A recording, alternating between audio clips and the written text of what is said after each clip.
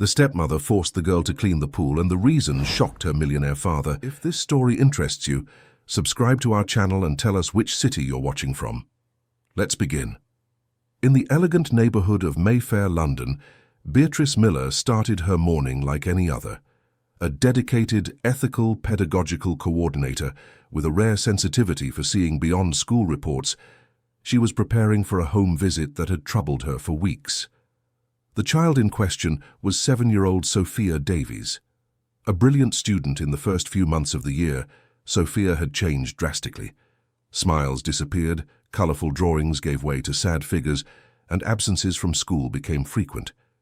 Even with all her professional background and experience with diverse family situations, Beatrice had never felt such persistent discomfort in the face of a child's silence. As she drove her small hatchback along Park Lane towards Mayfair, Beatrice mentally reviewed the signs that had triggered her alarm.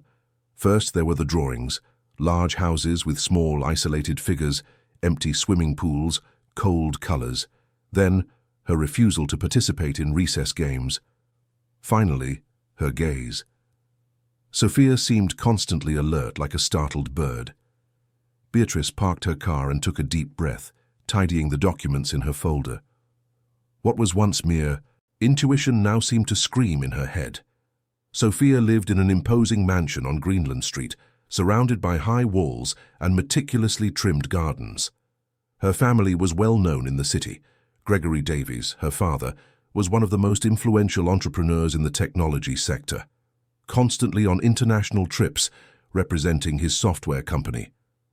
After the premature death of his wife, Marianne, 3 years prior, he had married Christine, a sophisticated woman present at social events and magazine columns, always with a rehearsed and impeccable smile. When Beatrice arrived at the residence, she noticed the gate ajar. The garden exuded the scent of freshly watered jasmine, and the sound of water gently moving in the pool broke the silence of the fresh June morning in London. It was after taking her first steps along the stone path that Beatrice stopped, perplexed. Sophia was kneeling at the edge of the pool, her arms submerged in the icy water. With a brush in hand, she was slowly cleaning the tiles of the lining. She wore only a thin swimsuit, and her lips were slightly purplish. Upon noticing the educator's presence, the child showed no immediate reaction. She simply lowered her head, as if awaiting a new order. Beatrice, stunned, watched, unsure how to react. The temperature in London barely exceeded 15 degrees Celsius that morning. Before she could say anything, she heard the sound of heels on marble. Christine appeared shortly after, wearing a silk robe with a teacup in her hands and a polite smile that didn't reach her eyes. "Good morning, teacher. What a pleasant surprise. Sophia was just helping me with the pool cleaning. You know how it is. She spilled juice during our weekend party, and I thought it was important to teach children the consequences of their actions." Beatrice felt a shiver that had nothing to do with the morning chill. Maintaining the calm that years in her profession had taught her, she replied with an equally polite smile. "Good morning, Mrs. Davies. I came to discuss Sophia's performance at school. Could we go inside? And perhaps it would be good if Sophia could change before our conversation." Christine seemed to assess the situation for a moment, her calculating gaze moving from Beatrice to Sophia. "Of course, where are my manners?" Turning to the girl, her tone subtly changed. "Sophia, go change now. And don't forget to tidy your room afterward.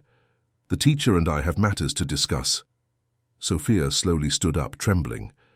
As she passed Beatrice, the coordinator noticed finger marks on her arm, as if someone had held her tightly. The girl kept her eyes fixed on the floor, a shadow of the sparkle Beatrice had known in the first days of school.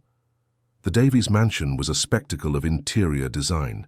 Paintings by renowned artists, imported furniture, decorative objects that surely cost Beatrice's annual salary. In the center of the living room, an enormous photograph of Sophia with her father, Gregory, and Christine, all impeccably dressed and smiling. A perfect family, that's what that image seemed to convey. "Coffee is ready. We can talk on the veranda," Christine said, leading Beatrice to a covered outdoor area with a view of the garden and the pool. "So, to what do we owe your visit? Is Sophia having problems at school?" Beatrice carefully chose her words. Actually, we are concerned about the recent changes in Sophia's behavior. She has always been an exemplary student, communicative, creative, but in recent weeks she has become withdrawn, distant. Her drawings have changed drastically and she has been absent quite a lot. Christine took a sip of tea, her expression impassive. Children go through phases, don't they? Sophia is still adapting to the loss of her mother, even after 3 years, and of course to my presence as a stepmother. It's not always easy to set boundaries for a child who isn't used to having them. I understand the difficulties of adaptation, Beatrice replied, but the pattern we have observed suggests something more specific. Has Sophia ever mentioned any discomfort, any concerns at home? A flicker of irritation crossed Christine's gaze, quickly replaced by an expression of studied concern. Teacher Beatrice, I appreciate your dedication, but I assure you that Sophia has everything she needs here. Perhaps we are being strict with her education, but that is for her own good. My husband and I want her to become a responsible person, not a spoiled girl like so many her age. At that moment, Sophia returned to the veranda, now wearing an impeccable school uniform, her hair combed and face washed, a transformation too quick to seem natural. She looked like a small adult, too restrained for her 7 years. Sophia, the teacher is worried about you. She says you're sad at school, is that true? Christine's tone was sweet, but her eyes fixed on the girl with an intensity that made Beatrice shiver. Sophia looked briefly at Beatrice, then at Christine, and then back at the floor. I'm fine, teacher. I'm just tired. See? Nothing to worry about. Christine smiled triumphantly. Sophia just needs more rest, doesn't she, darling? We'll review her sleep schedule. Beatrice knew she wouldn't get anything more there. She needed to retreat strategically to truly help Sophia. Well, I'm happy to hear that. In any case, we would like to schedule an appointment with the school psychologist for a routine assessment. We do this with all students. The suggestion clearly didn't please Christine, but she maintained her smile. Of course, consult our schedule with the secretary. Gregory and I always prioritize Sophia's well-being. As she said goodbye, Beatrice managed a moment alone with Sophia, while Christine quickly took a call. Kneeling to be at the girl's height, she asked in a low voice, Sophia, is there something you want to tell me? Something that's bothering you? For a second, Sophia's eyes filled with tears, and she seemed about to speak. But then she looked over Beatrice's shoulder and saw Christine watching them from the doorway. The moment passed and Sophia merely shook her head negatively. It's all right, teacher. I'm fine. On the way back to school, Beatrice couldn't get the image of Sophia kneeling at the edge of the pool, trembling with cold, out of her head. That wasn't a lesson about consequences. It was a cruel punishment. And the marks on the girl's arm? The fear in her eyes? Everything indicated that the situation in the Davies mansion was much more complex and disturbing than it appeared. At Mwyn School, Beatrice went straight to Sonia Albright's office, the head teacher, an experienced woman who had transformed New Horizon Academy into one of London's most respected institutions. Sonia listened carefully to Beatrice's account, her expression growing increasingly serious. We can't simply accuse the Davies family without concrete evidence, Beatrice. You know who Gregory Davies is, don't you? He's one of the school's main benefactors, besides having connections throughout the London educational system. I know exactly who he is, Sonia, but I also know what I saw. A 7-year-old child shouldn't be cleaning a pool with icy water on a winter morning, wearing only a swimsuit. And the marks on her arm, her withdrawn behavior, these are all classic signs. Sonia sighed deeply. You're right to be concerned, but we need to act cautiously. If we're wrong, it could be the end of your career and a serious blow to the school's reputation. Let's start by gathering more information. Talk to Sophia's teachers, to the staff who have contact with her. See if you can get more details about this family dynamic. Beatrice nodded, determined. I also want to review all of Sophia's attendance and behavior records since Christine entered her life. And perhaps we can find out more about this woman. Where did she come from? How did she meet Gregory Davies? Something about her doesn't seem right to me. All right, but be discreet and keep me informed of everything. If there really is something wrong, We'll need a solid plan to protect Sophia. In the following days, Beatrice delved into a meticulous investigation. She spoke with all of Sophia's teachers, who confirmed the drastic change in behavior. The art teacher showed her a series of the girls' drawings, the first ones colorful and cheerful, the most recent in dark tones with small isolated figures. In one of them, there was a shape that looked like a swimming pool, with a tiny figure in the center surrounded by shadows. Patricia, the physical education teacher, revealed something even more disturbing. Sophia refuses to change clothes in front of the other girls. Last week, when I insisted, she eventually gave in, and I saw marks on her back as if she had fallen or been pushed. The school nutritionist had also noticed something. She barely touches her food. When I asked if she was eating well at home, she said she wasn't allowed to eat if she didn't finish her chores. I found it strange, but I thought it was just a family rule. Each new piece of information increased Beatrice's certainty that Sophia was experiencing a situation of abuse. But it also became clear that confronting Christine Davies would be a difficult battle. The woman was well connected, cultivated an impeccable public image as a dedicated stepmother and philanthropist, and had the economic and political power of Gregory Davies on her side. Beatrice decided she needed to better understand the enemy she was facing. Through Mark, a journalist friend, she discovered that Christine had worked as a model before meeting Gregory, but her career had never really taken off. She was known in social circles as ambitious and calculating. Her marriage to the entrepreneur, just 6 months after the loss of his first wife, had been considered hasty by many. Even more unsettling was the discovery that Christine ran a charitable foundation in Sophia's name, supposedly dedicated to helping vulnerable children. The foundation received substantial donations and organized luxurious charity events, but there was little transparency about how the funds were used. "I need to know more about this foundation," Beatrice told Mark during an after-work coffee. "I have a feeling that something is very wrong there." "I can investigate," Mark replied, intrigued by the case. "But, Beatrice, you're getting involved in something potentially dangerous. These people have the power to ruin your life if they want to. And what do you suggest I do? Ignore a suffering child because those responsible are powerful?" Mark smiled, admiring his friend's determination. "No, I suggest we be extremely careful.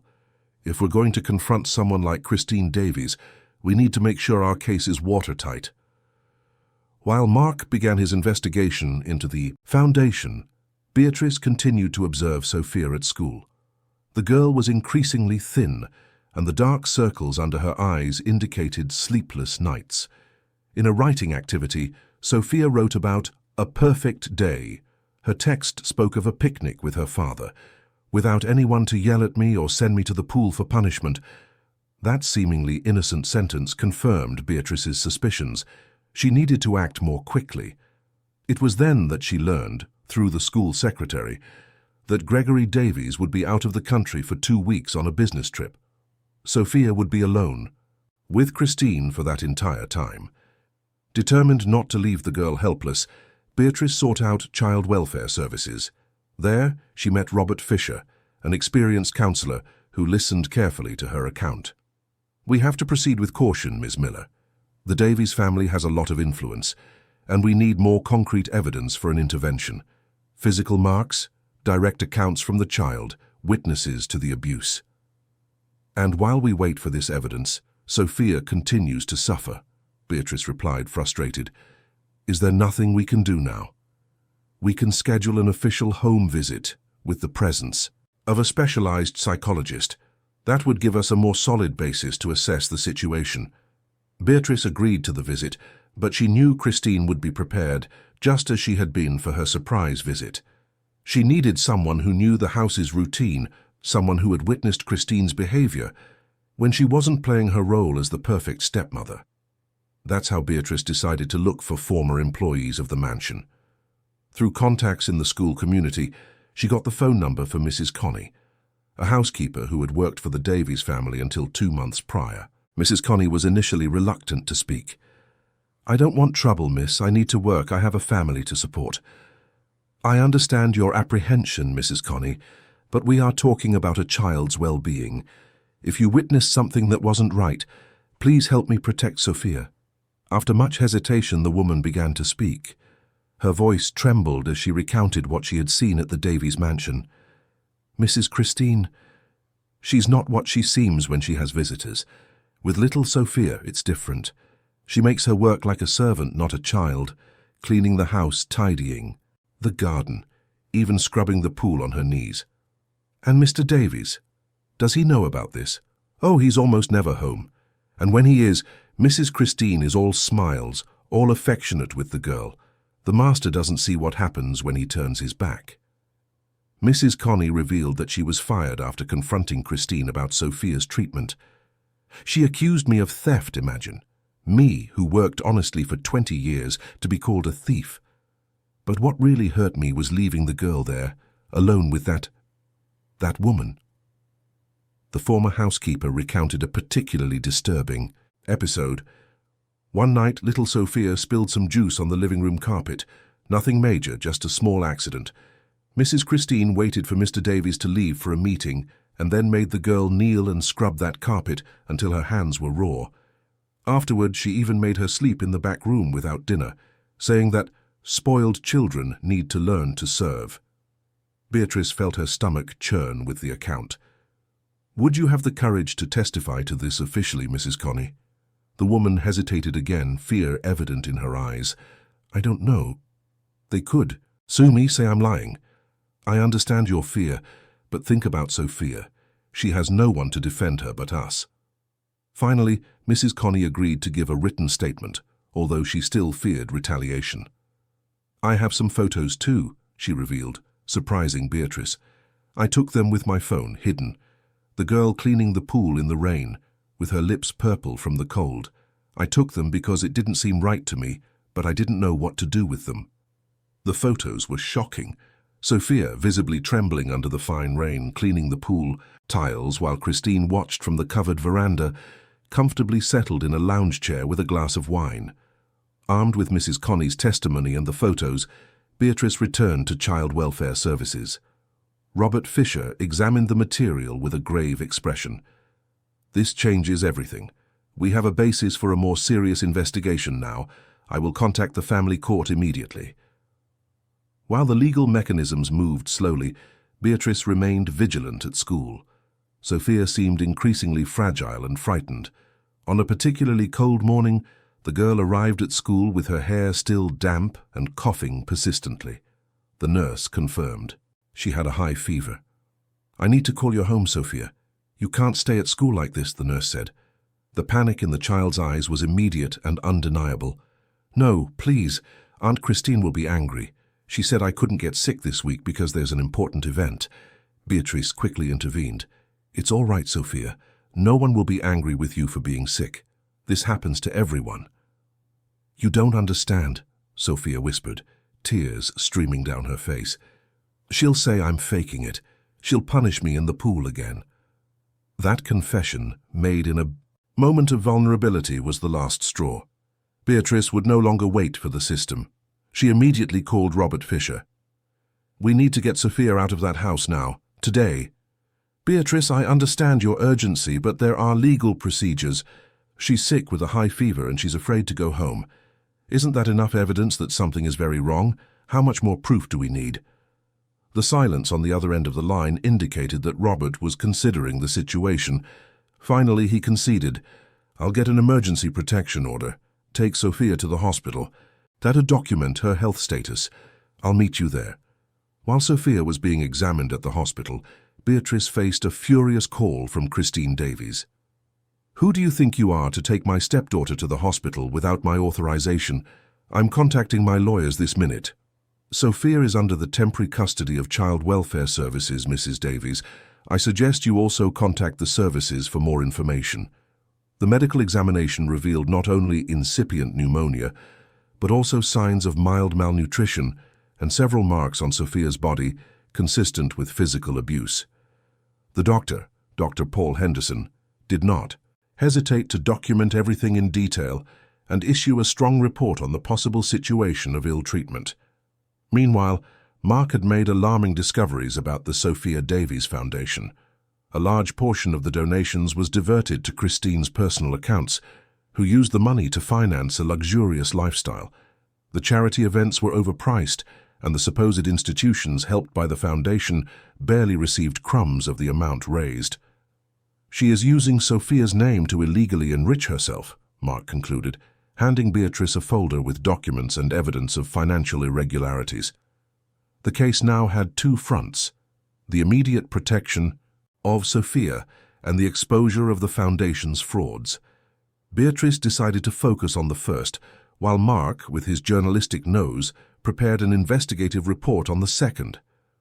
With the emergency protection order granted, Sophia was sent to a temporary shelter while the case was investigated.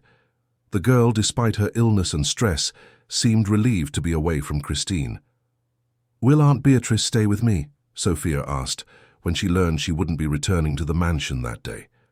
"I'll visit you whenever I can," Beatrice promised, holding back tears, "and we'll do everything we can to make sure you're safe and well. And my father, will he be angry with me?" Sophia's question caught Beatrice by surprise.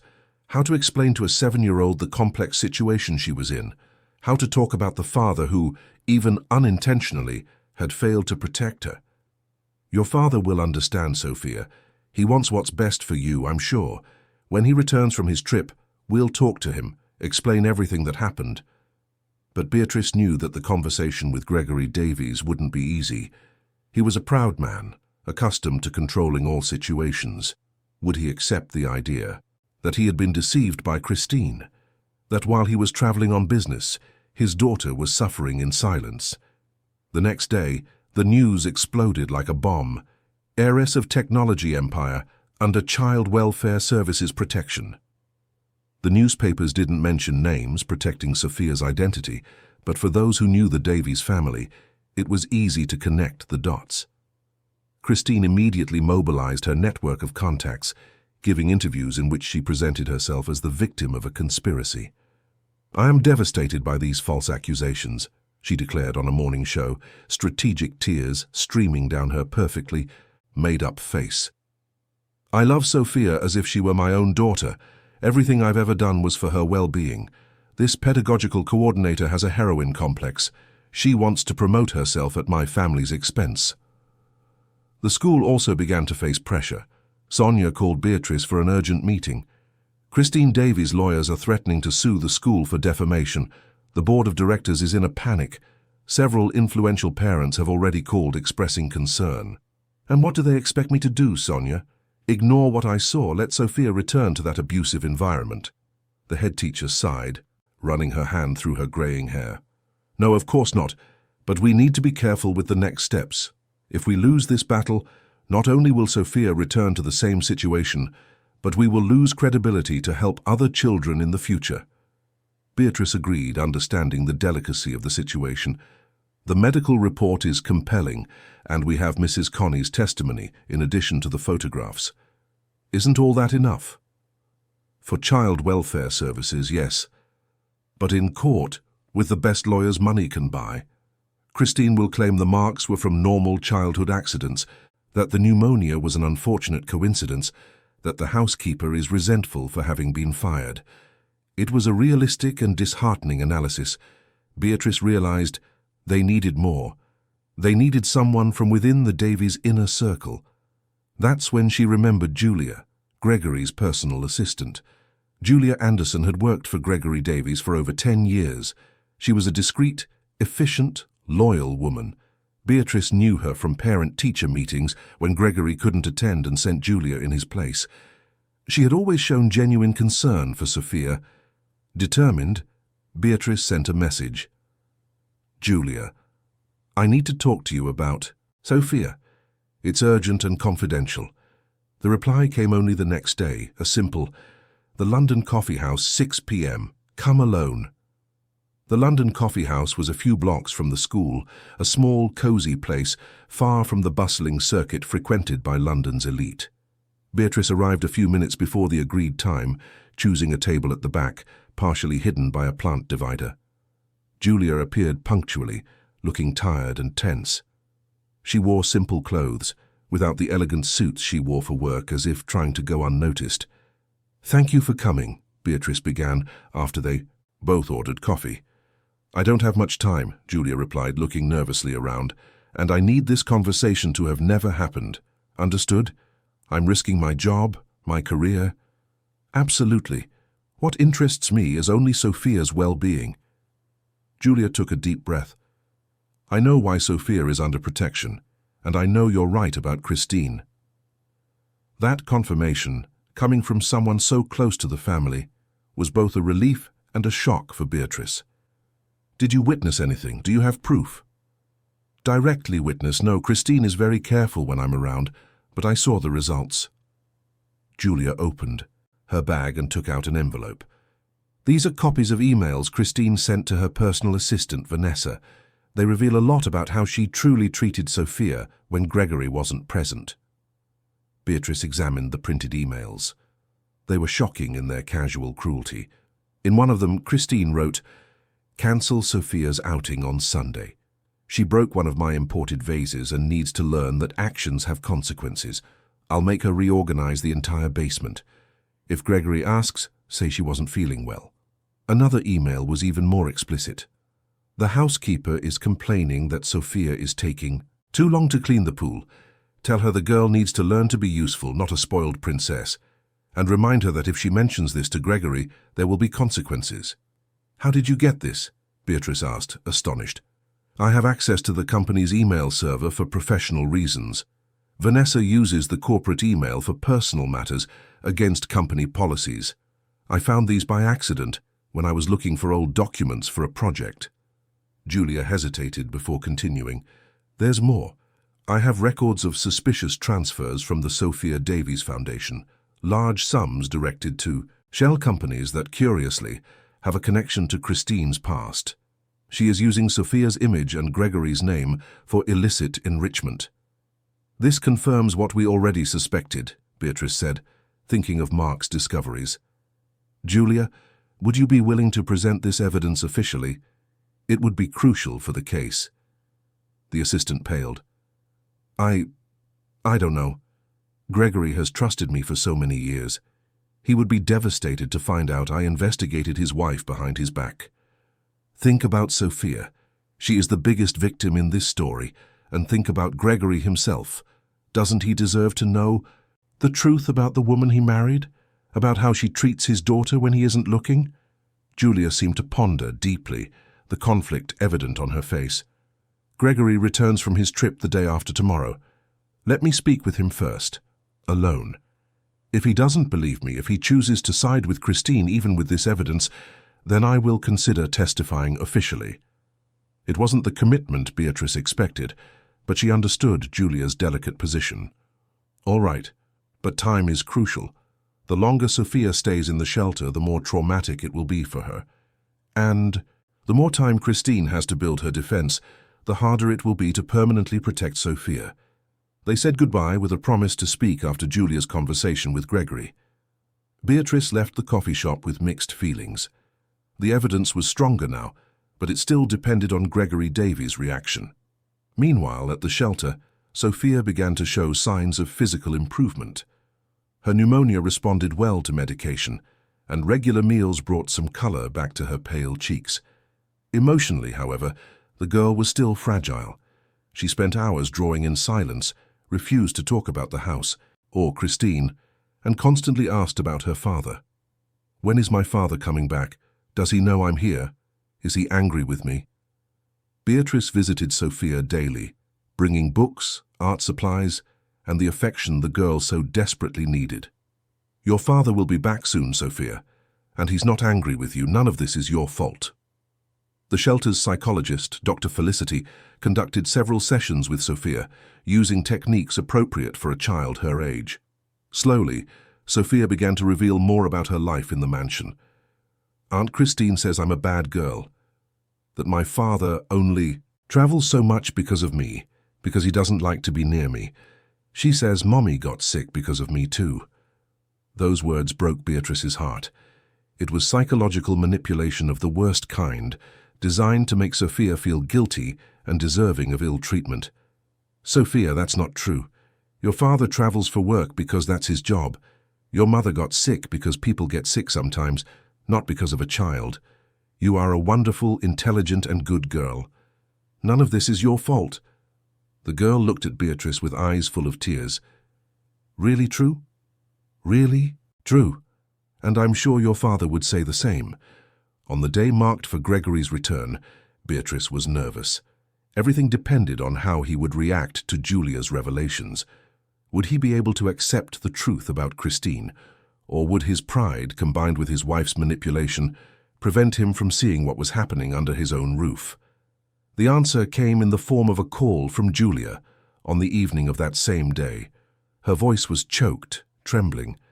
"I spoke with Gregory, I showed him the emails, explained what was happening with Sophia." "And how? Did he react?" There was a silence on the other end of the line. Beatrice felt her stomach sink, fearing the worst. Finally, Julia replied, "He didn't believe me. Christine had already gotten to him first.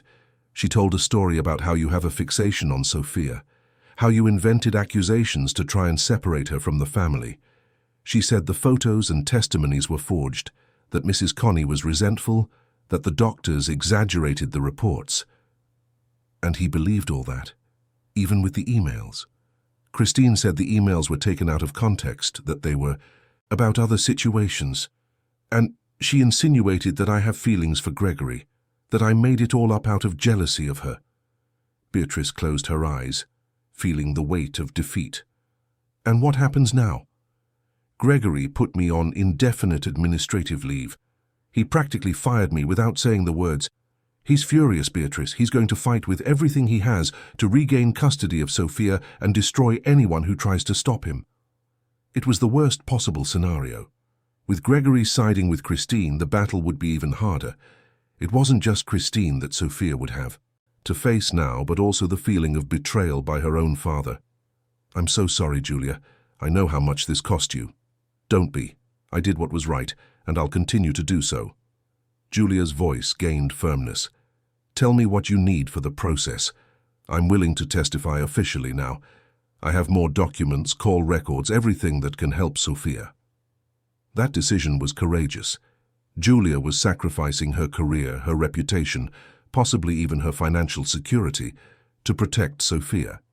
Beatrice felt a wave of gratitude. "Thank you, Julia. This will make all the difference.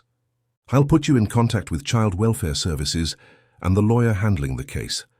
The next day, Gregory Davies's legal team filed a request for reconsideration of the protective measure, alleging that Sophia was being deprived of family contact without concrete reasons. The judge scheduled a hearing for the following week, where all parties would be heard. Beatrice met with Robert Fisher and Dr. Lucy Baker, the lawyer appointed to represent Sophia. She presented all the new evidence provided by Julia, in addition to the conclusions of the psychologist who was attending to the girl at the shelter. "We have a solid case," Dr. Lucy assessed after examining the documents. "But it won't be easy. Gregory Davies is very influential, and Christine has built a public image as a dedicated stepmother. Furthermore, it's difficult to prove psychological ill-treatment, which seems to be the main component of the abuse in this case." "And what about the foundation?" Beatrice asked. "The financial frauds? It's a separate line of investigation, but it can strengthen our argument about Christine's character. It shows a pattern of manipulative and dishonest behavior." While the legal team prepared Sophia's defense, Mark finalized his investigative report on the Sophia Davies Foundation. It was a meticulous work, based on months of investigation, and now reinforced by the documents provided by Julia. The article would be published on the eve of the hearing, in one of the country's most respected newspapers. Beatrice worried about Sophia's reaction to all of this. The girl still didn't know that her father had returned and chosen to stay by Christine's side. "How are we going to explain this to her?" she asked Dr. Felicity during one of her visits to the shelter. "With honesty, but also with sensitivity," the psychologist replied. "Sophia needs to understand that her father is confused now, that he was deceived by Christine, but that this doesn't mean he doesn't love her." "And what if she has to testify at the hearing? Is she prepared for that?" "We are working on it. Sophia is a resilient child, despite everything she's been through." But putting her face to face with Christine and Gregory would be extremely traumatic at this moment. I am preparing a report recommending that, if it is absolutely necessary to hear her, it should be in a protected environment, without the direct presence of those involved. On the morning of the hearing, Beatrice received an unexpected call from Julia. "Beatrice, something important happened. Gregory saw the article about the foundation in today's newspaper. He's devastated, furious. I just received a message from him asking us to meet urgently." "Do you think he finally realized the truth about Christine?" "I don't know, but it's the first time he's communicated with me since our conversation. I think the article affected him. The evidence is irrefutable." "Where are you going to meet?" "At his office in an hour. He said he wants to hear everything again, this time without Christine around." That news ignited a small flame of hope. If Gregory was finally willing to see the truth, Sophia's situation could change drastically. "Keep me informed, please. The hearing is at 2 in the afternoon." Mark's article had the expected impact, titled "The Two Faces of Philanthropy." It exposed in detail how the Sophia Davies Foundation diverted donations to shell companies linked to Christine. It showed photos of luxurious charity events where more money was spent on organization than donated to the announced causes. And even more devastating, it revealed how Christine used Sophia's image in advertising campaigns while privately subjecting her to humiliating treatments.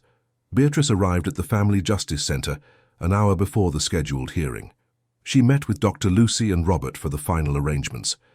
Mrs. Connie was already there, visibly nervous, but determined to tell what she knew. Dr. Paul Henderson, the doctor who had treated Sophia, would also appear as a witness, as would the shelter's psychologist. "Any news from Julia?" asked Dr. Lucy. "Not yet. She's meeting with Gregory now. I hope she can convince him before the hearing." The minutes passed slowly.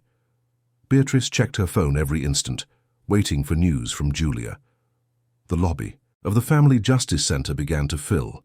Journalists, curious onlookers, representatives of child protection NGOs. The case had gained notoriety, especially after Mark's article. When there were only 20 minutes left until the hearing began, Beatrice saw Christine arrive, escorted by 3 lawyers. She was impeccably dressed, as always, but her face betrayed signs of stress. Upon seeing Beatrice, she shot her a look laden with hatred. Gregory was not with her. 5 minutes later, when Beatrice was already beginning to lose hope, her phone vibrated. It was a message from Julia. "We're on our way. Gregory wants to see Sophia before the hearing. He believed me." Beatrice felt such great relief that she had to sit down. Finally, Sophia's father had understood the gravity of the situation. Finally, there would be a real chance to protect the girl, not only legally, but also emotionally. Minutes later, Gregory entered the center accompanied by Julia, and a man Beatrice recognized as one of the city's most respected lawyers. His face was marked by a mixture of anger, shame, and determination.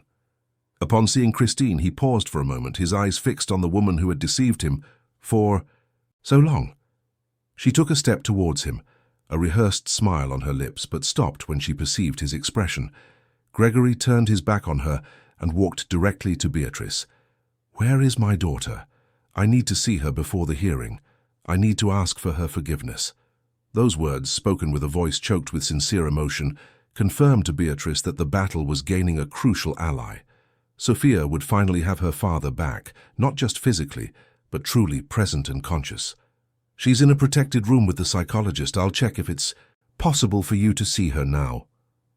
As Beatrice walked away to speak with Robert and Dr. Felicity, she heard Christine's voice rising in fury. "Gregory, what do you think you're doing?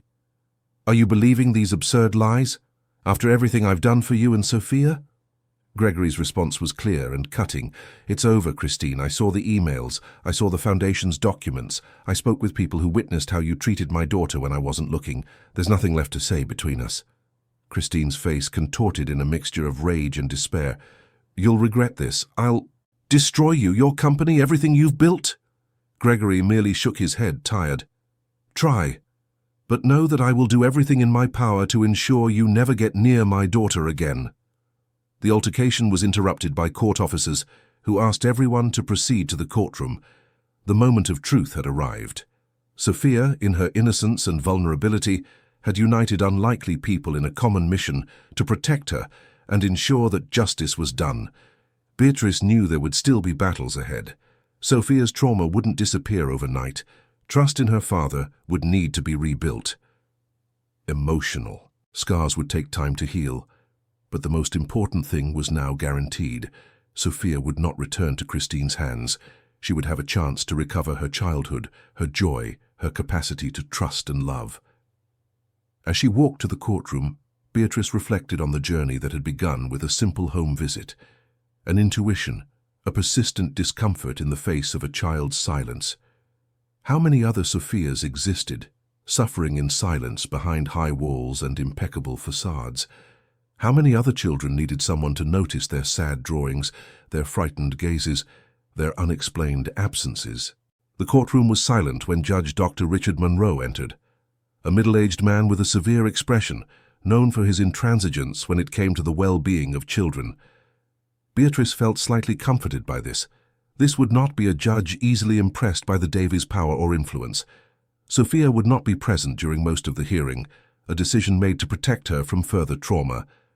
Dr. Felicity would remain with her in a special room, and only if absolutely necessary. The girl would be heard in a protected environment without the direct presence of the adults involved in the case. Dr. Richard began the proceedings with a firm statement. I want to make it clear that this court has a single objective: to protect the interests of the minor Sophia Davies.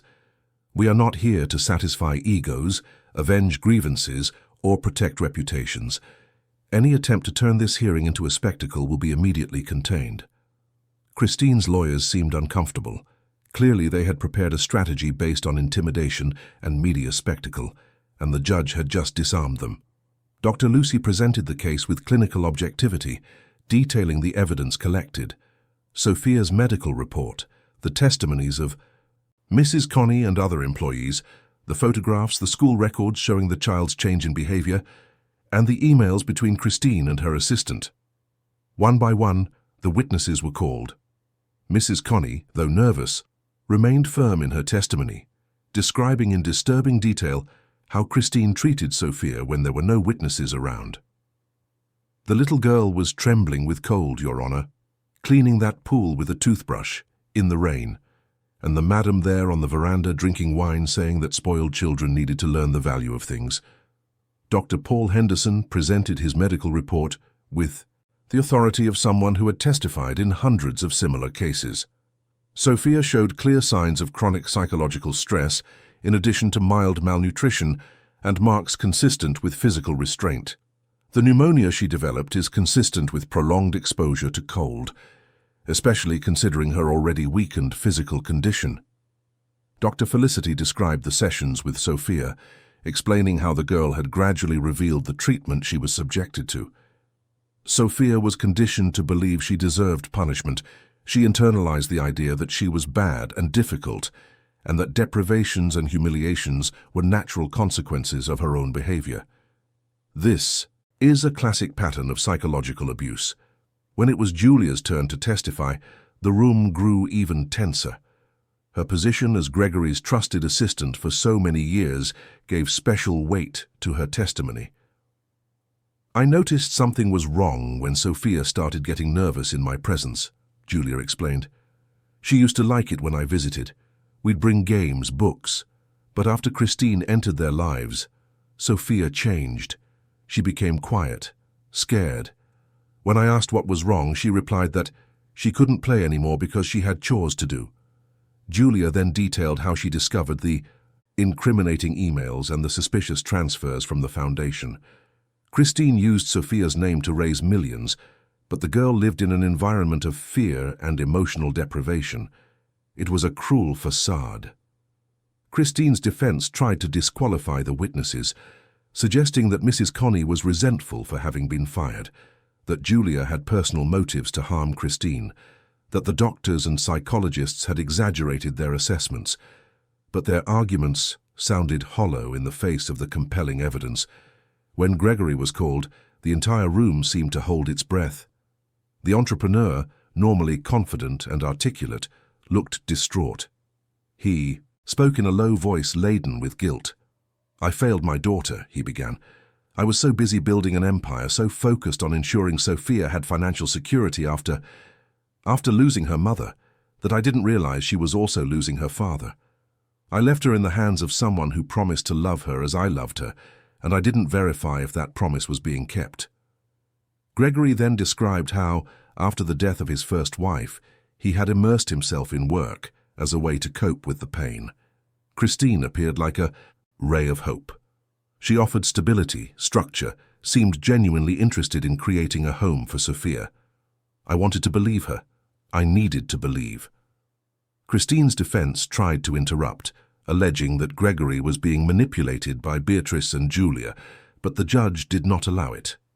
"Mr. Davies is offering his testimony freely, without coercion.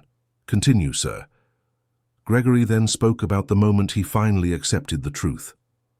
"When I saw that article about the foundation, about how Christine was diverting money that should help vulnerable children, I realized I had been deceived at every level. I reread the emails Julia had shown me, reviewed the photographs, the medical reports. The truth was there all along. I just didn't want to see it." Finally, Christine had her turn to speak. She maintained her composure, presenting herself as a dedicated stepmother who was merely trying to impose necessary boundaries on a child who had been excessively spoiled after the loss of her mother. Sophia needed structure, rules. Yes, I made her take on small household responsibilities, but that's part of education. As for the alleged pool punishments, they were just isolated incidents, misinterpreted. Regarding the emails, she claimed they had been taken out of context. As for the accusations about the foundation, she classified them as a defamatory campaign orchestrated by people envious of our success. The judge, however, did not seem convinced. "Mrs. Davies, are you suggesting that all these people, a respected pedagogical coordinator, a long-serving housekeeper, a renowned doctor, a child psychologist, your own husband's assistant, and now Mr. Davies himself, are lying while only you are telling the truth?" Christine hesitated, realizing the fragility of her position. "I am saying that there are different interpretations of the same facts, Your Honor. And the photographs, the medical reports, Sophia's drawings, the explicit emails about punishments." The judge leafed through the evidence folder. "Is there more than one possible interpretation for a 7-year-old child cleaning a pool on her knees on a winter day?" At that moment, Christine's lawyers requested a break to consult with their client. The judge granted 10 minutes. During that interval, Beatrice observed the transformation on Christine's face. The mask of serenity gradually disappeared, replaced by an increasingly harsh and calculating expression. When the hearing resumed, one of the lawyers announced, "Your Honor, after careful consideration, my client wishes to modify her approach. She acknowledges that she may have made mistakes in Sophia's care, although she maintains that she never intended to harm her. She is willing to waive any claim to custody or visits, provided certain financial conditions are met." The judge frowned. "Are you suggesting a financial negotiation in a child custody case?" "Merely seeking an amicable resolution that avoids prolonging the suffering of all parties, Your Honor," the lawyer replied, visibly uncomfortable. Gregory immediately stood up. "There is no negotiation possible, Your Honor. I will not pay for Christine to stay away from my daughter. That would be admitting there is a price for Sophia's suffering." The judge nodded. "I agree, Mr. Davies. This court does not recognize financial agreements in child abuse cases." Turning to Christine's lawyers, "I suggest you advise your client on the gravity of her situation. In addition to the civil implications of this case, there are potential criminal developments to be considered." The hearing proceeded with a few more testimonies, including Beatrice's, who detailed her visit to the Davies mansion and the subsequent investigation. She described the moment she saw Sophia kneeling at the edge of the pool, her lips purplish from the cold, and how that image had haunted her ever since. "Sophia reminded me of all the children who go unnoticed, who suffer in silence because their abusers are skilled at maintaining appearances. She taught me that sometimes we need to look beyond perfect facades to see the truth." At the end of a long day of testimonies, The judge announced that he would make his decision after briefly consulting with Dr. Felicity and, if necessary, with Sophia herself. Everyone was instructed to wait in the anteroom.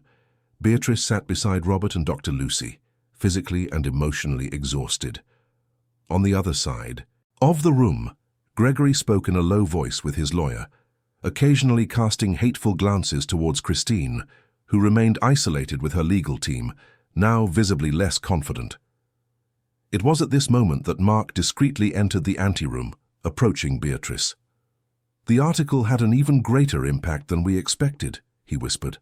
"Other families who donated to the foundation are demanding investigations, and I received information that the police are already preparing warrants related to the suspicious financial transactions."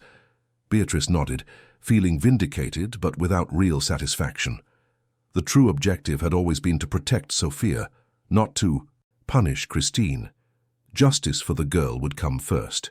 The rest would be a natural consequence. After almost an hour of waiting, everyone was called back into the room. The judge returned with a grave expression. After careful consideration of the evidence presented and consultation with the professionals involved in the case, this court determines that the minor Sophia Davies shall remain under state protection for another 7 days, during which she will undergo additional assessments. The judge paused, looking directly at Gregory. During this period, Mr. Davies may conduct supervised visits, gradually increasing the time spent together as assessed by the psychologists. Turning to Christine, "As for Mrs. Christine Davies, she is prohibited from any contact with Sophia, directly or indirectly, until further notice. Additionally, I will forward the evidence presented in this case to the Crown Prosecution Service for investigation of possible crimes of ill treatment, psychological abuse, and financial fraud related to the Sophia Davies Foundation." Christine's face lost all color. One of her lawyers began to protest, but was silenced by the judge. "The decision is made.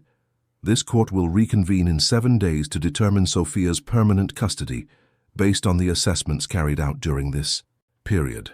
Striking the gavel, he concluded, "Session adjourned." In the corridor after the hearing, Gregory timidly approached Beatrice.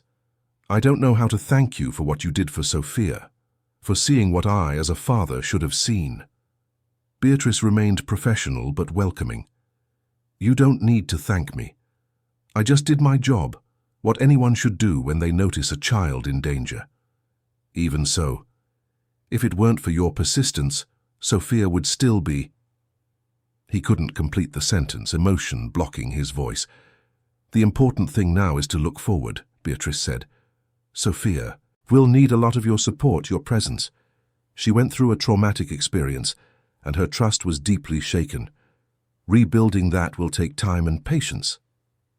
Gregory nodded, determined. "I'm ready to do whatever it takes. I've already reorganized my schedule, cancelled all trips for the next few months. My priority now is Sophia, only Sophia." Those words, spoken with evident sincerity, brought Beatrice a feeling that, despite everything, there was real hope for Sophia. The path would be long and difficult, but at least now the girl had people truly committed to her well-being. In the days that followed the hearing, Beatrice continued visiting Sophia at the shelter. The girl, though still reserved, began to show small signs of recovery. Her drawings slowly regained color, and occasionally a shy smile lit up her face, especially during her father's visits.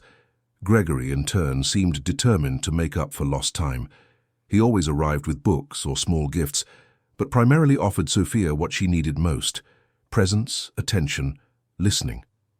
On one of the visits, Beatrice found him sitting on the floor beside his daughter, both concentrated on a board game, laughing together at a particularly funny move. "He's really putting in the effort," Dr. Felicity commented, observing the scene next to Beatrice. "And Sophia is responding well.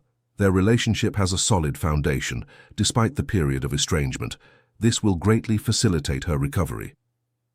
On the 7th day, as determined by the judge, a new hearing was held. This time the atmosphere was completely different. Christine did not appear, represented only by her lawyers. The evidence collected during the week of observation was all positive. Sophia responded well to therapies, showed significant progress in interactions with her father, and clearly expressed a desire to return home, as long as Christine was not there. The judge, after hearing the reports from the professionals involved, announced his decision.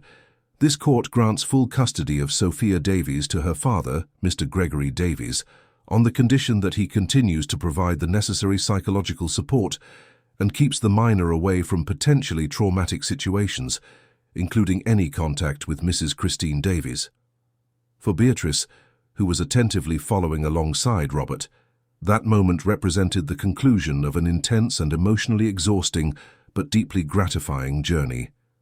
Sophia would be safe now. She could go back to being a child, to playing, without fear, to smiling without reservations. Upon leaving the Family Justice Center, Gregory approached Beatrice again, this time accompanied by Sophia, who was firmly holding her father's hand. "Sophia wanted to thank you personally before we went home," he said. The girl looked at Beatrice with those big brown eyes now more alive than ever. "Thank you, Aunt Beatrice," she said in a low voice. Then, in a gesture that caught the coordinator by surprise, Sophia let go of her father's hand and gave Beatrice a tight hug. That simple, sincere hug contained everything that needed to be said.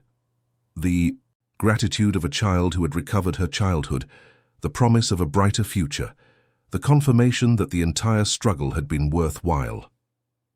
"You don't need to thank me, Sophia," Beatrice replied, returning the hug affectionately. "Just promise me you'll keep drawing those beautiful, colorful pictures, okay?" Sophia smiled, a genuine smile that lit up her entire face. "I promise, and I'll make a special one for you." Gregory, observing the scene with evident emotion, added, "We would like you to visit us whenever you feel comfortable, Beatrice. The door of our home will always be open for you." "Thank you, Mr. Davies. It will be a pleasure to see how Sophia is progressing." As father and daughter walked away hand in hand, Beatrice felt a sense of completeness. In her career, she had faced many difficult situations, but few as challenging and as rewarding as this one. Robert approached, placing a friendly hand on her shoulder. "You made a difference in that girl's life, Beatrice. That's what we're here for." Beatrice nodded, watching Sophia and Gregory get into the car. For that and for all the other Sophias who are still waiting for someone to notice their silent cries for help. In the following weeks, the Davies case continued to resonate, but in ways Beatrice had not initially foreseen. Mark's article about the foundation led to an official investigation into Christine's financial activities, resulting in the freezing of accounts and indictment for fraud and embezzlement. Other families began to come forward, reporting similar experiences with the woman who presented herself as a dedicated philanthropist. Even more surprising was the ripple effect on school policies. New Horizon Academy, under Sonia's leadership, implemented a more robust program for the early detection of signs of abuse and neglect. Other schools in the region began requesting similar training. Child Welfare Services itself, inspired by Beatrice's dedication, reformulated its protocols for responding to complaints involving highly influential families. Beatrice was invited to give lectures on the topic, sharing her experience without ever exposing details that could identify Sophia. She spoke about the importance of looking beyond appearances, of trusting professional intuition, of persisting even when the path seems impossible.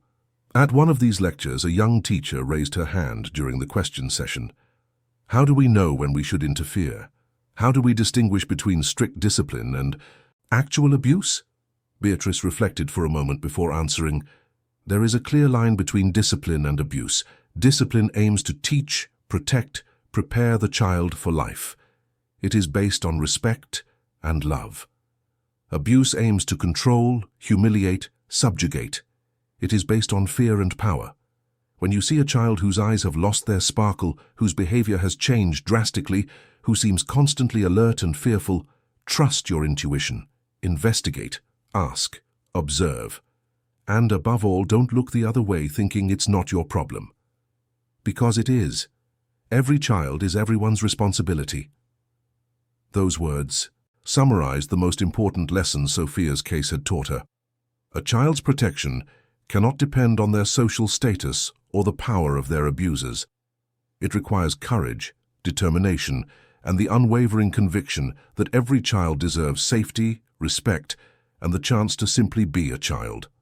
3 months after the final hearing, Beatrice received a large envelope in the mail with no return address. Inside there was a colorful drawing, a smiling girl holding hands with a tall man, both under a bright sun. In the bottom corner, in careful childlike handwriting, it read, "To Aunt Beatrice, who helped me find the sun again. With love, Sophia." Beatrice framed that drawing and hung it in her office at school. It would be a daily reminder that, even in seemingly the most difficult cases, it is worth fighting. It is worth persisting. It is worth believing that justice is possible, especially for those who do not have their own voice to demand it. Meanwhile, in Gregory and Sophia's new home, smaller than the previous mansion, but infinitely more welcoming, life followed a new rhythm. Gregory had completely reorganized his priorities. He worked mostly from home now, delegating more responsibilities and traveling only when absolutely necessary. Sophia attended a new school where no one knew her past and where she could simply be another child. Therapy sessions continued, helping Sophia process the trauma she had experienced and rebuild her trust. There were difficult days, of course, nights when nightmares woke her screaming, moments when a seemingly innocent word or gesture triggered painful memories. But there were also many, many moments of pure joy. Playing in the park, bedtime stories, pajama weekends with her father making clumsy pancakes for breakfast.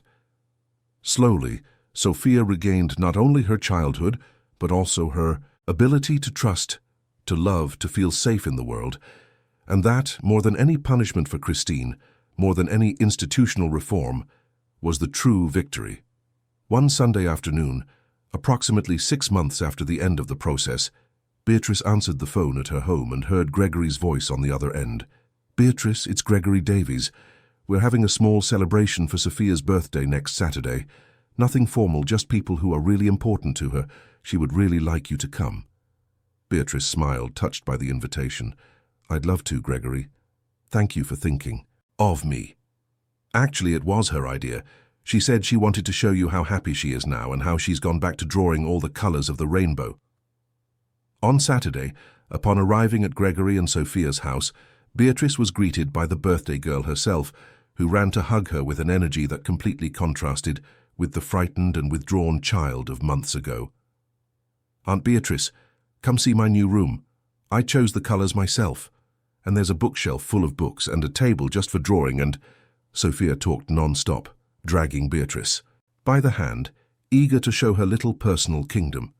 The room was, in fact, a perfect reflection of a healthy and happy child, colorful, organized in her peculiar way, full of books, toys, and art supplies. On the walls, dozens of drawings, all vibrant with color and life. "What do you think?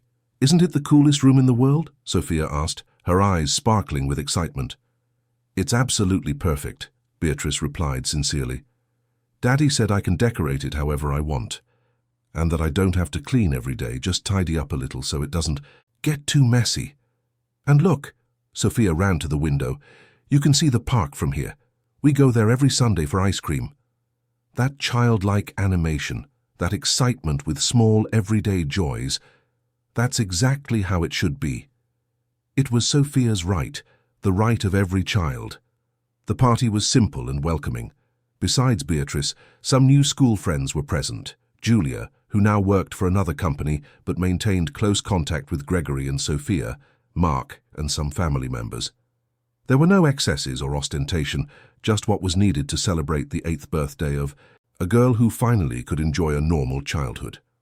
At one point during the celebration, when Sophia was engrossed with her friends, Gregory approached Beatrice with a serene expression.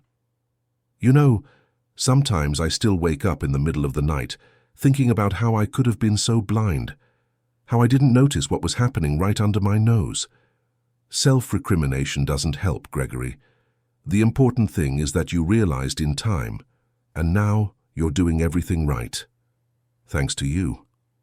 He paused, watching Sophia laugh openly at something a little friend had said. Look at her. Now, who would have thought 6 months ago? Indeed, the transformation was extraordinary. Sophia radiated a joy and security that seemed impossible on that cold morning when Beatrice had found her trembling at the edge of the pool. "Children have an incredible capacity for recovery," Beatrice said, "as long as they have the necessary support and love, and she clearly has that now." Gregory nodded, emotional. "I won't waste this second chance. Sophia will always have the present father she deserves, I promise." At the end of the party, as Beatrice prepared to leave, Sophia handed her a small, awkwardly wrapped package. "It's a gift for you, Aunt Beatrice. I made it." Inside the colorful wrapping there was a handmade picture frame decorated with small shells and sequins. In the center, a drawing, Sophia, Gregory, and Beatrice, holding hands under a sky full of stars. "It's our special family," Sophia explained, with the profound simplicity of children. "It's not a normal family, but it's special because it has real love." Beatrice felt her eyes well up. That small gift contained all the reward she could ever hope for her work, for her struggle, for her persistence. Sophia was not only safe and happy, she had understood the value of genuine love, sincere care, and true protection. "It's the most beautiful gift I've ever received, Sophia. I'll cherish it forever." Leaving the party, under the starry London sky, Beatrice carried with her not only the picture frame, but also the renewed certainty that her work mattered. That looking beyond perfect facades, persisting when it would be easier to give up, confronting established powers on behalf of those who cannot defend themselves, all of it was infinitely worthwhile. For every Sophia rescued, how many others were still waiting for someone to notice their silent signals? How many were still suffering behind high walls and impeccable appearances? The fight continued, and Beatrice Miller would always be ready for it. A year passed since Sophia's sunny birthday afternoon. Life had found a new balance for everyone involved in that intense story. Beatrice continued her work as a pedagogical coordinator, now with an even keener sensitivity to detect signs of child abuse. Sophia's case had become a benchmark in her career, a constant reminder that persistence and courage can truly change a child's destiny. One Monday morning, as she organized her schedule for the week, Beatrice received an unexpected call. It was Sonia, the head teacher of New Horizon Academy. "Beatrice, we need to talk. An opportunity has arisen that I think will interest you." 2 hours later, sitting in Sonia's elegant office, Beatrice listened attentively to a proposal that could completely change the course of her professional life. The State Department of Education is forming a special task force to develop protocols for identifying and intervening in cases of child abuse in school environments, Sonia explained. "Your name was the first to be suggested, considering your involvement in the Davies case and everything. That happened afterward." Beatrice felt a mix of surprise and pride. "I'm flattered, but I'm not sure if I have the necessary qualifications for a project of this magnitude." "On the contrary," Sonia countered, "you have exactly what they are looking for. Practical experience, sensitivity, and above all the courage to act even when it seems impossible." Furthermore, the Sophia Davies case created an important precedent. It demonstrated that even children from powerful and seemingly perfect families can be suffering silent abuse. The proposal was tempting. Beatrice would work with a multidisciplinary team of educators, psychologists, social workers, and lawyers to create guidelines that would be implemented in all public and private schools in the state. It would be a temporary job, expected to last 2 years, after which she could return to her position at New Horizon Academy or pursue other paths. "Can I think about it for a bit? It's an important decision." "Of course," Sonia smiled. "But don't take too long. They need an answer by the end of the week." That same afternoon, Beatrice received another surprising call. It was Gregory Davies. "Beatrice, I hope I'm not disturbing you. Sophia and I would like to invite you for dinner at our house tomorrow. We have news to share, and Sophia is eager to show you her new drawings." "It would be a pleasure," Beatrice replied, genuinely happy with the invitation. Occasional visits to the Davies home always brought her deep satisfaction. Seeing Sophia blossom, observing her gradual recovery, witnessing the strengthening bond between father and daughter, all of it reaffirmed that her effort had been worthwhile. The next day, Beatrice headed to Gregory and Sophia's house in the Notting Hill neighborhood. It was a spacious residence, but much cozier and less ostentatious than the old Mayfair mansion. After the scandal involving Christine and the foundation, Gregory had made significant changes in his life. He sold the mansion laden with painful memories, simplified his businesses to be more present, and focused on rebuilding a healthy life alongside his daughter. Sophia, now 9 years old, opened the door with a radiant smile. "Aunt Beatrice, come see my new collection of drawings. I'm making a comic book." Beatrice barely had time to hand over the gift she had brought, a professional set of colored pencils, before being dragged into the girl's room. The walls, already colorful, were now filled with even more elaborate and creative drawings.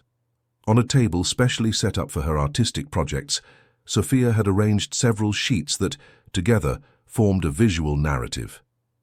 "It's the story of a girl who transforms into a superhero," Sophia explained, her eyes sparkling with excitement.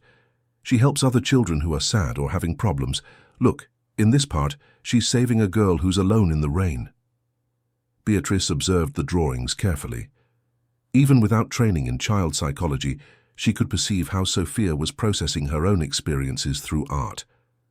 The comic book, Superheroine, had traits similar to Beatrice's, and the children she helped faced situations that symbolically, and adapted to child language, resembled what Sophia herself had lived through. "It's incredible, Sophia. You have an impressive talent." The girl smiled, proud. "Dr. Felicity said I could be an artist when I grow up, or a psychologist, or both." Dr. Felicity, the psychologist who had accompanied Sophia from the beginning, continued to see her regularly, though with increasingly longer intervals between sessions. The girl's progress was remarkable. From a withdrawn and fearful child, Sophia had transformed into a confident, communicative, and creative pre-teen. Dinner was served on the veranda overlooking a small but well-kept garden. Sophia animatedly talked about school, her friends, the new dog they had recently adopted, a caramel-colored mongrel named Popcorn, who now slept peacefully at Gregory's feet. After dessert, when Sophia retired to finish her homework, Gregory finally shared the news he had mentioned on the phone. "I am starting a foundation," he announced. "A real one this time, with full transparency and serious governance. It will be called the New Dawn Institute, dedicated to the protection of vulnerable children." Beatrice listened attentively as Gregory explained the project. The foundation would operate on 3 main fronts: support for shelters and care institutions, funding for research on the detection and prevention of child abuse, and awareness campaigns on children's rights. "I want to transform what happened with Sophia into something positive," Gregory said, emotion evident in his voice. "I cannot change the past, but I can use my resources and influence to help other children." "It's a wonderful project," Beatrice replied, genuinely impressed, and very much needed. "There are so many children needing support, so many situations that go unnoticed." "And that's where the other part of the news comes in," Gregory continued. "I would like to invite you to be part of the Foundation's advisory board. Your experience, your vision, would be invaluable to us." Beatrice blinked, surprised by the second significant professional invitation in less than 24 hours. I am honored by the invitation, but I need to be honest. Just today I received a proposal to join a task force of the State Department of Education focused on protocols against child abuse in schools." Gregory smiled. "That's perfect, actually. The 2 positions are complementary. The work on the advisory board wouldn't require exclusive dedication, and having someone directly connected to educational policies would be extremely valuable to the Foundation." As they discussed the possibilities, Beatrice reflected on how her life had changed since that cold morning when she first visited the Davies mansion. What had begun as a simple professional concern for a student had transformed into a journey that now opened doors for a much broader impact. "I will carefully consider both proposals," she finally said. "Both represent opportunities to expand the work I've already been doing, but on a larger scale." Gregory nodded, understanding. "Take all the time you need, and know that regardless of your decision about the Foundation, Sophia and I will always be grateful for what you did for us." On the way back home, Beatrice couldn't stop thinking about the 2 proposals. Both offered the chance to transform the experience with Sophia into something that would benefit countless other children. It was an enormous responsibility, but also a unique opportunity. The next morning, determined to get more information before making a decision, Beatrice sought out Robert Fisher, the child welfare counselor who had been crucial in Sophia's case. Since then, they had maintained professional contact, occasionally collaborating on other cases. 2 excellent proposals, Robert commented after hearing about the invitations, and as Gregory suggested, not necessarily mutually exclusive. Even so, I worry about taking on more than I can handle. Both positions would require real dedication, not just nominal presence. Robert considered for a moment, scratching his grey beard. Can I tell you something that might help with your decision? The work we did with Sophia inspired changes far beyond the specific case. Since then, we've recorded a 30% increase in abuse reports involving high-income families. That's surprising, Beatrice replied, and necessary. Child abuse knows no social classes, but historically we have more difficulty detecting and intervening when it occurs in privileged environments, behind respectable facades. The Sophia case broke an important barrier. That information touched Beatrice deeply. The idea that her work was already generating a systemic impact, even if indirectly, was powerful. What would you do in my place, Robert? The counselor smiled. I would accept both challenges. Your experience with Sophia gave you a unique perspective, the understanding of how abuse can hide behind impeccable appearances, and the determination needed to confront systems of power. Both the task force and the foundation need that vision. In the following days, Beatrice carefully weighed the pros and cons. She spoke with Sonia again to better understand the implications of accepting the task force work. She met a second time with Gregory to discuss in detail the scope of involvement on the Foundation's advisory board. She consulted her father, a retired teacher who had always been her best advisor in difficult decisions. Finally, she reached a conclusion. She would accept both challenges. The task force would be her primary commitment for the next 2 years, while she would participate in the Foundation's advisory board in a more limited, yet significant, capacity. When she communicated her decision to Gregory, he seemed genuinely happy. The Foundation will greatly benefit from your vision, even if part-time, and I imagine we can create interesting synergies with the task force's work. That is my objective, Beatrice confirmed, to build bridges between governmental initiatives and those of civil society. The problem is too complex to be solved by a single sector. The following week, Beatrice visited the provisional headquarters of the New Dawn Institute, located in a renovated townhouse in the Kensington neighborhood. There she met the other members of the advisory board, a retired family court judge, a renowned child psychologist, a social worker with decades of experience in shelters, and Julia, Gregory's former assistant, who had been crucial in exposing the truth about Christine.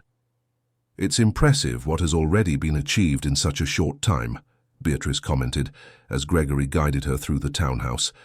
Each room had been carefully planned for a specific function. There was a meeting space, another for psychological counseling, an area dedicated to research, and a larger hall for training and lectures. The walls displayed colorful murals painted by children served by partner projects.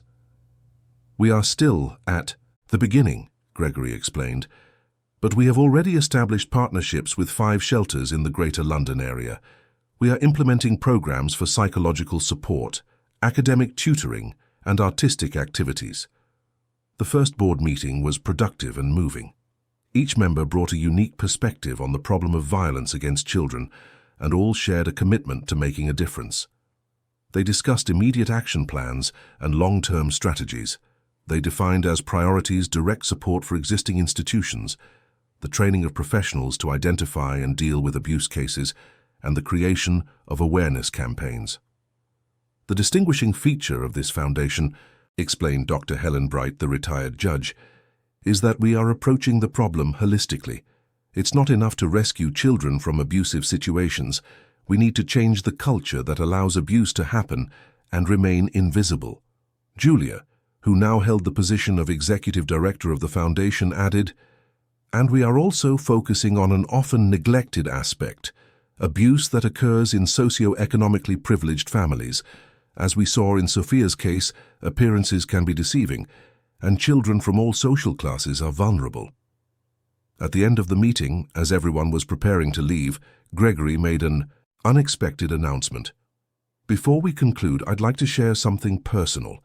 Sophia and I have decided to create a children's art gallery as part of the foundation. It will be a space where children who have experienced trauma can express themselves through art, as Sophia did during her recovery process." The idea was received with enthusiasm by everyone present. Beatrice, in particular, felt touched. She knew how therapeutic art had been for Sophia, how it had allowed her to process her difficult emotions in a safe and constructive way. "Sophia is helping to plan everything," Gregory continued, pride evident in his voice. "She says she wants to create a place where sad drawings can turn into happy drawings." In the following months, Beatrice plunged headfirst into her new commitments. The State Department of Education's task force demanded a good part of her time, with frequent meetings, research, school visits, and the meticulous elaboration of protocols. The work at the New Dawn Institute, though less intense in terms of hours, was equally significant and rewarding. The two roles, far from contradicting each other, complemented each other in ways Beatrice had not initially anticipated. The knowledge gained in the task force informed her contributions to the foundation, while the perspectives obtained on the advisory board enriched her work on educational protocols. One Wednesday afternoon, as Beatrice worked in her new office at the State Department headquarters, she received an unexpected call from Dr. Felicity, Sophia's psychologist. "Beatrice, I'm sorry to bother you at work, but I thought you'd like to know. Sophia is taking an important step today." "What happened?" Beatrice asked, immediately concerned. "Nothing bad," Felicity reassured. "On the contrary, Sophia asked to visit the old mansion. She said she's ready to face that place." Beatrice felt a lump in her throat. That mansion represented the scene of Sophia's worst moments, the place where her childlike spirit had been systematically crushed. Revisiting it was, without a doubt, a significant milestone in her recovery journey. "Gregory is taking her now," Felicity continued. "He consulted me about it and we think she's truly ready. Sophia has shown remarkable progress in recent months. She's more self-assured, more able to speak openly about what she experienced with Christine." "That's extraordinary," Beatrice replied, genuinely moved. "I thought you'd like to know, considering the fundamental role you played in this whole story." After hanging up, Beatrice gazed out the window of her office, thinking of Sophia and Gregory at that moment, revisiting the place that had been the scene of so much suffering. It was an impressive act of courage, especially for a 9-year-old child. That night, she received a text message from Gregory. "Sophia was incredible today. She faced the mansion like a true warrior. She said that now that place no longer has power over her. She wants to tell you everything personally. Can we schedule a coffee for the weekend?" The meeting took place in a cozy pastry shop in the Chelsea neighborhood. Sophia was radiant, looking older and wiser than her 9 years suggested. "I wasn't scared, Aunt Beatrice," she explained, as she savored a generous slice of chocolate cake. "I just wanted to see if the place was as frightening as in my memories." "And was it?" Beatrice asked gently. Sophia considered the question for a moment, tilting her head in a way that reminded Beatrice of the thoughtful child she had known 2 years prior. "Actually, no. It just looked like a big empty house. And the pool, it just looked like a regular pool." She shrugged as if it no longer mattered. "Dr. Felicity says that sometimes we need to face the things that scare us to realize they're not as frightening as we think." Gregory, who watched his daughter with a mixture of pride and tenderness, added, "It was her idea, you know. I was reluctant, but Sophia insisted she was ready, and she really was." "Was the house sold?" Beatrice asked. "Yes, to a family with 3 teenage children. Sophia was happy to know that children will be growing up there, having positive experiences. That was the definition of healing, Beatrice thought. The ability to wish others joy in a place where you yourself experienced pain. The conversation flowed to other topics: the preparations for the official inauguration of the Foundation's Children's Art Gallery, Sophia's new drawings, her school friends.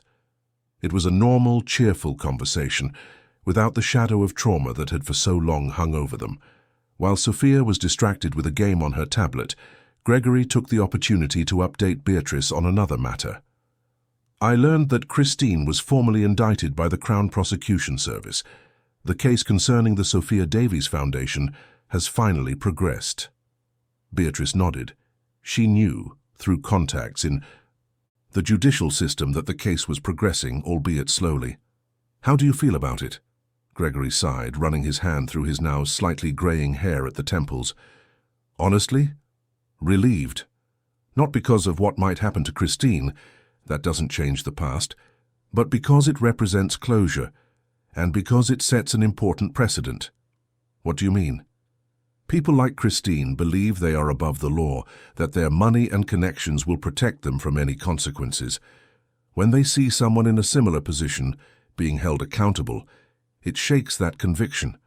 Perhaps it will make others think twice before abusing their power." It was a perceptive observation, Beatrice thought. The same principle applied to the work they were doing now, both in the task force and in the foundation, creating systems that held abusers accountable, regardless of their social or economic status. The conversation was interrupted by Sophia, who turned her attention to the adults with an unexpected request. "Dad, can we show Aunt Beatrice the gallery plans? Please?" Gregory smiled. "Of course, if she wants to see." "I'd love to," Beatrice replied sincerely.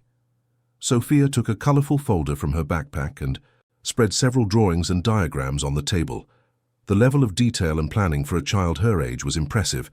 There were sketches of the room layout, ideas for thematic exhibitions, even a logo for the gallery, a sun rising behind a painter's easel. "It's going to be called Colors of Dawn," Sophia explained, her eyes shining with enthusiasm, "because that's